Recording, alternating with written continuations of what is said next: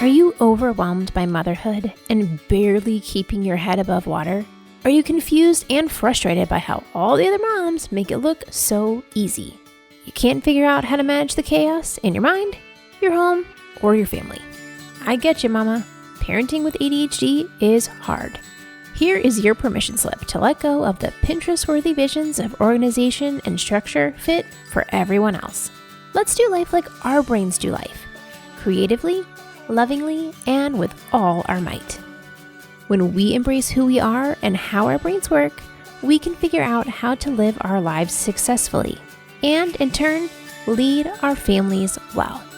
At the end of the day, we just want to be good moms. But, spoiler alert, you are already a great mom.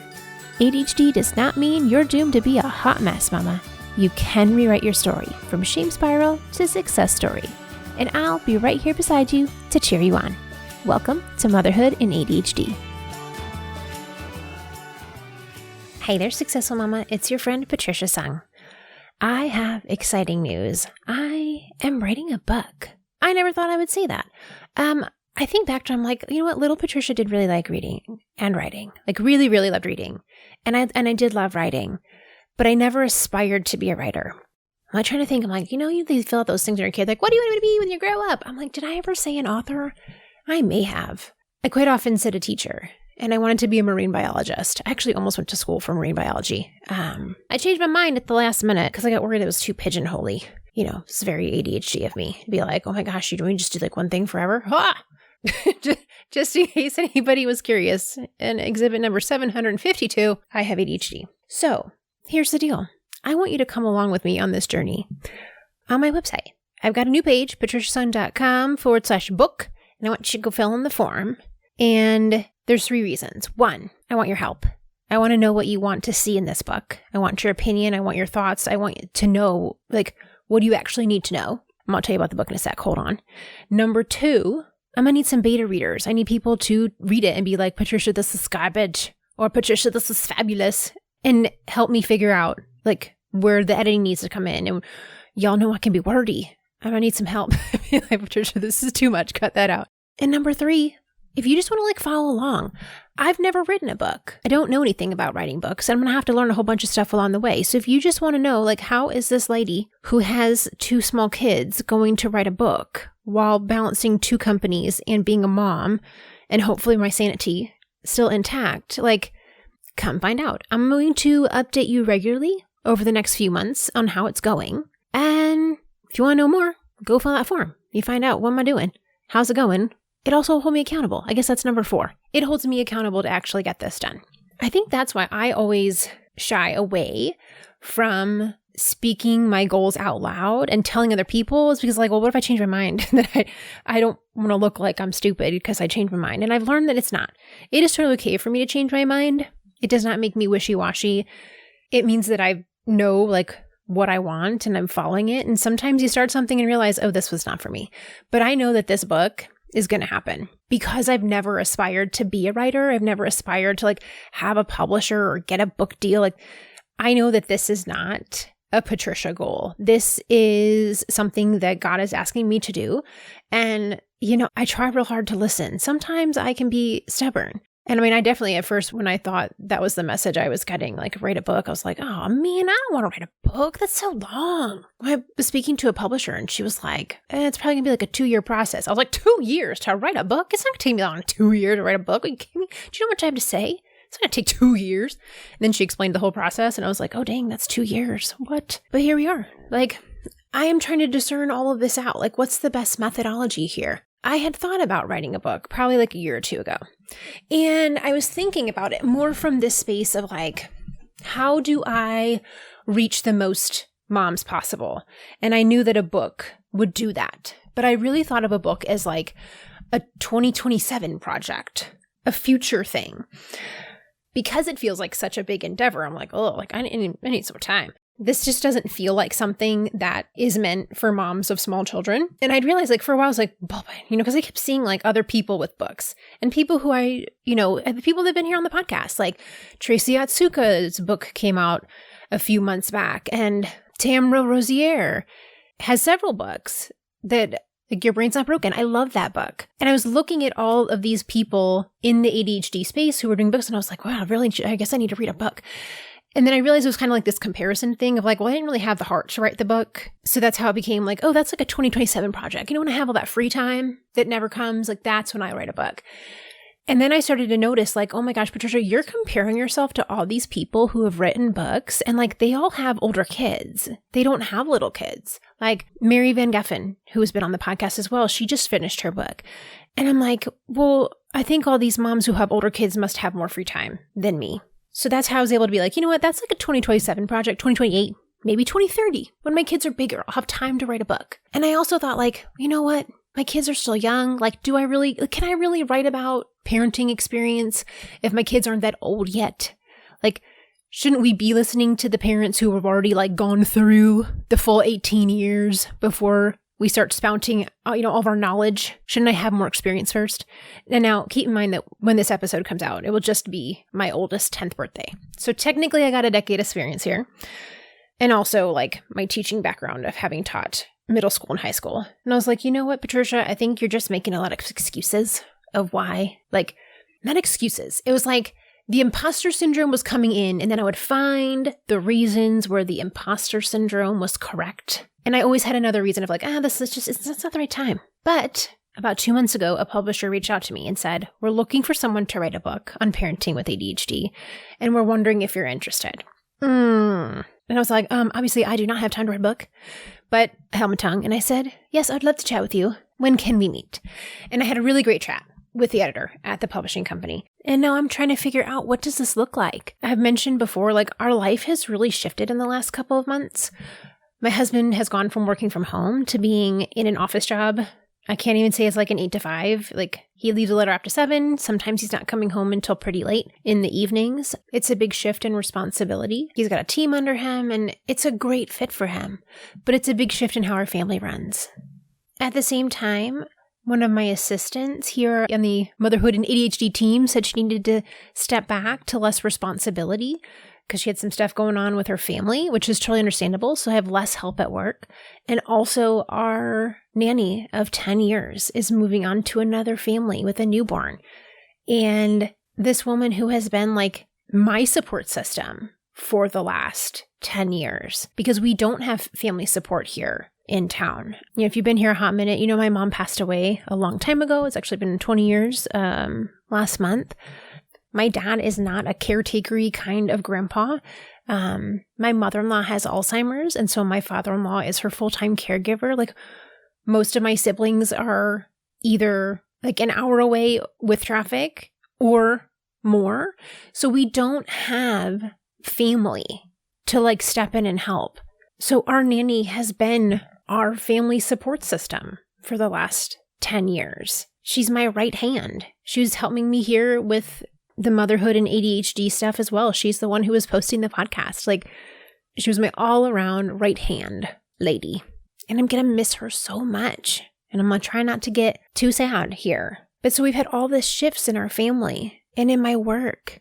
And all of a sudden, things are really different. So I had to cut a lot of stuff out that I'm like, I just can't do everything in this next phase. So it was really sad. Like I closed Successful Mama meetups at the end of the year last year, which I loved. And yet I knew I had to let go of good things in order for great things. And at the time I didn't understand it. I was real mad. I'm going to be honest. I was real mad. But I listened and I cut back so that when this book showed up, I was like, oh, you know what?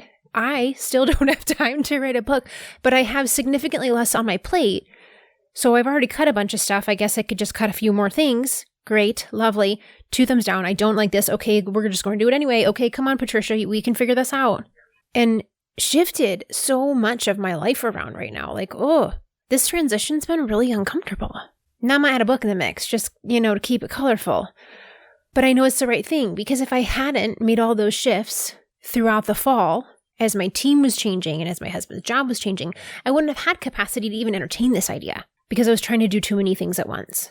There was no way I could have added more on. But that's part of the process of when you want to do something that's really important to you. Sometimes you have to say no to other things in order to have space to do the yes that really matters. And I want to let you into this process to see like, man, this isn't easy. It's not going to be easy to write a book while running 2 businesses and be the primary parent at home and also write a book. But I know this is the right answer. And I knew that I needed to do this because I had been on a recent kick of looking for books that were written by women or minorities or women minorities. And I just knew, like, I cannot read another productivity book by another old white dude. I just can't. Because he's also probably neurotypical, or he has ADHD and doesn't know it, or doesn't realize all the supports he has in his life. And I'm not saying that old white dudes don't struggle. I'm sure they do. Everybody struggles. Like, I want to read books from people who are more like me.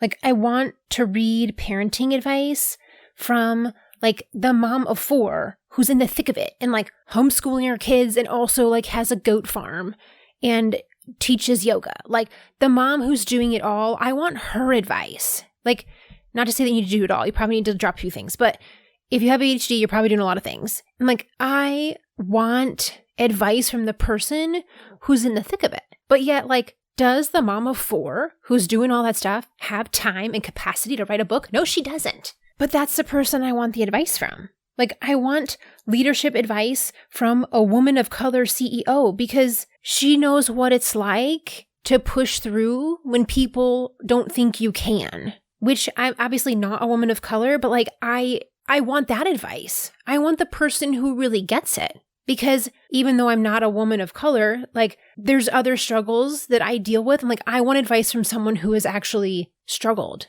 and has that empathy, which, like, maybe it's not quite the direct translation, but, like, someone who struggled is going to give advice that fits better for someone else who struggled.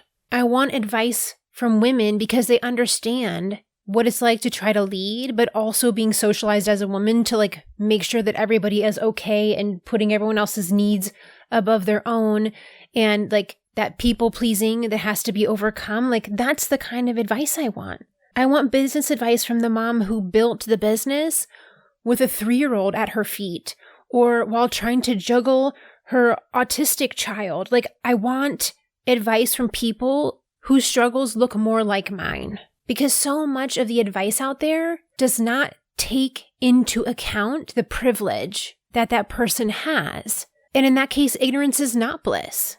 Like, I want to write and share realistic advice that includes the roles that you have, the caretaking that you do, the health struggles that you're dealing with, the disabilities and mental health things that you're dealing with. Like, I want advice that includes all that. And I want my advice, like, to be as close to that as I can. And I'm very aware of the privilege I have as a white person, especially as a white woman. So I'm going to have to do some extra work in making sure that I have people who are different than me read this book and make sure it's not like, oh gosh, Patricia, you totally missed the mark there. Like, I want that privilege to be accounted for.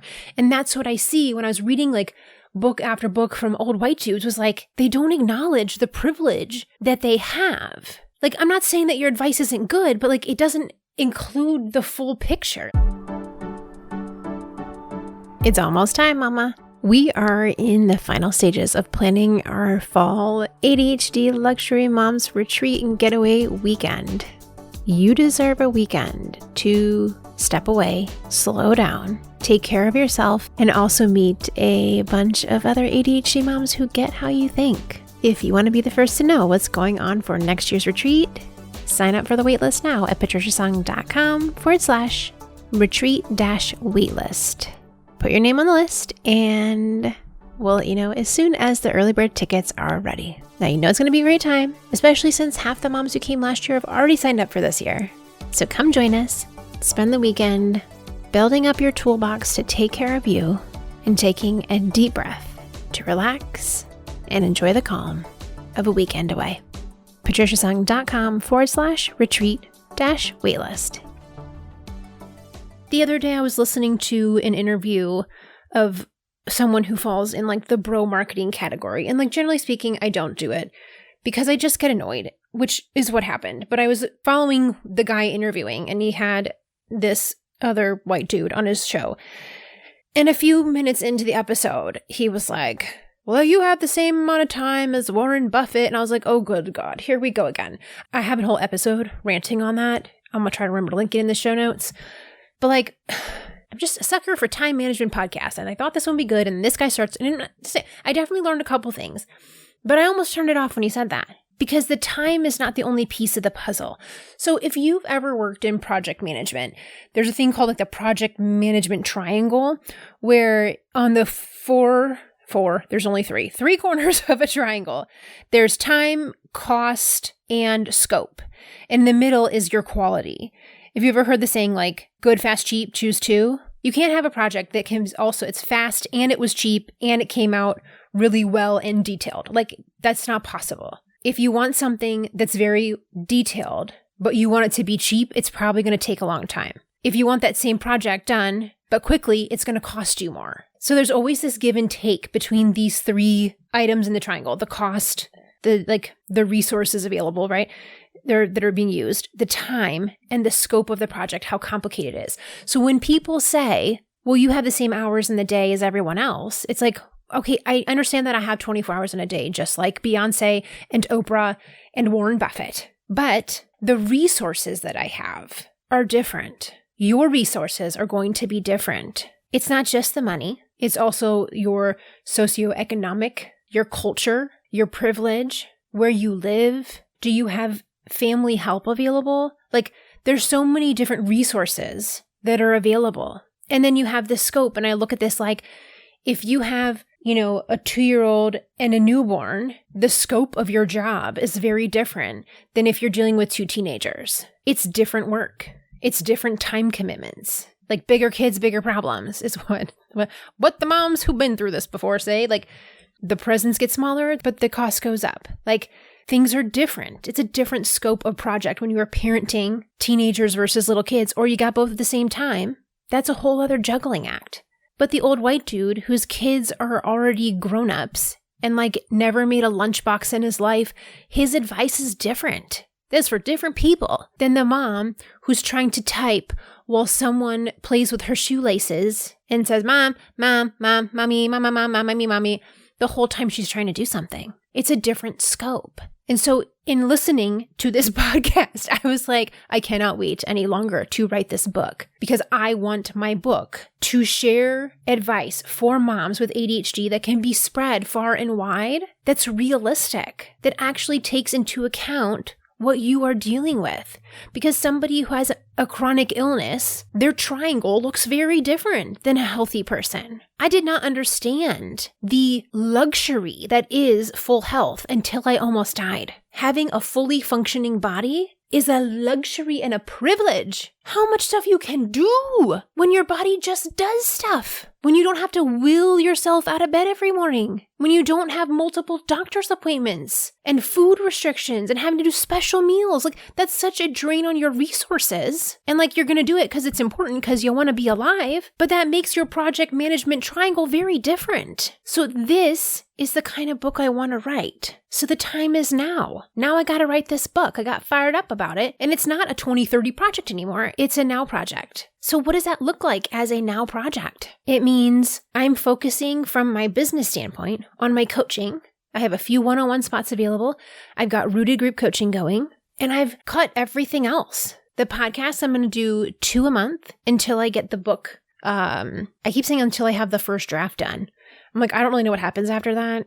So who knows? Maybe I'll have to do it a little longer. But for the next few months, I'm going to do 2 episodes a month. I still have all my courses available. So if you want to do time management mastery or daily planning or morning routines for ADHD moms, or the ADHD energy recharge. Oh, last week was the ADHD anti-anxiety workshop. Like, those are all still available for you. But I'm really simplifying what I'm doing. I have a rule with myself that I'm only allowed to do 1 event a month, because I actually sat down and timed myself on how long it takes to put together everything for an event. And it's like 5 to 6 hours per event. I had no idea, because I have no time sense. I didn't know that. So I'm allowed to do 1 event a month. That's it.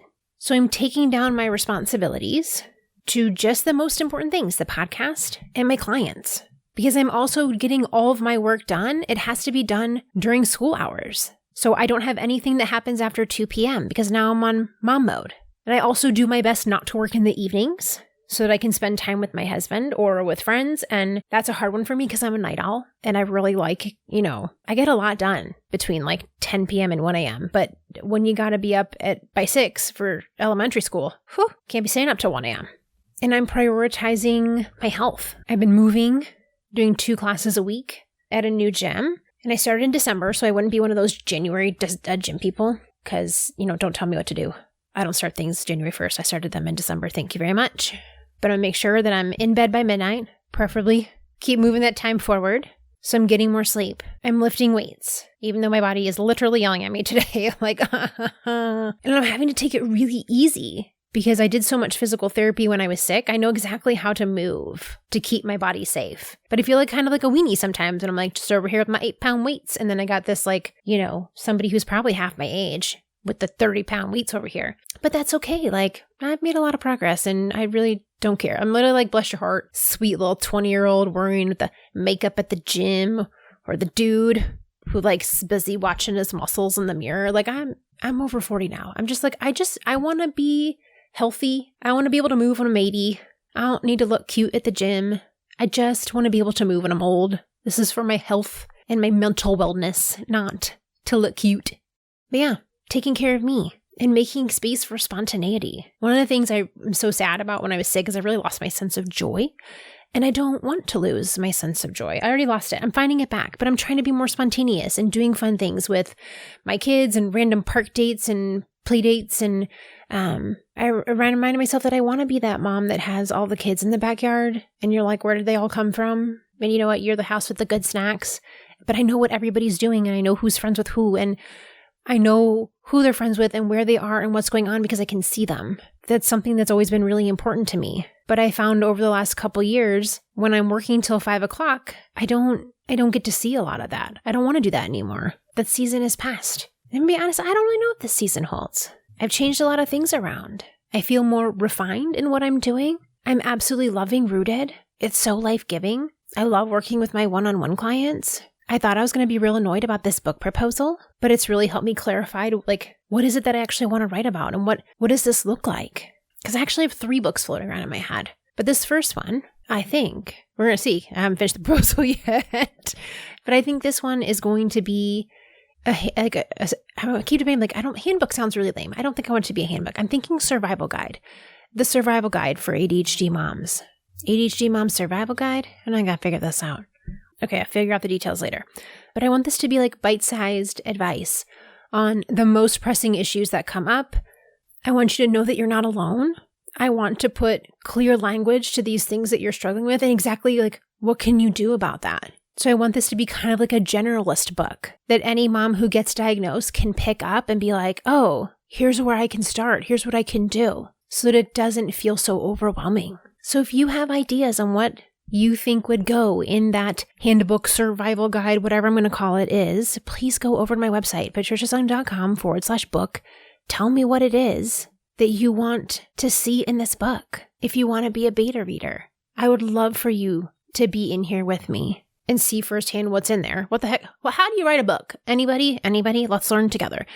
But what does that look like? What does it need? Where do we edit? What do we cut out? What do we need more of? Or you can just follow along for the ride and see what I'm doing. But I'd really appreciate your input.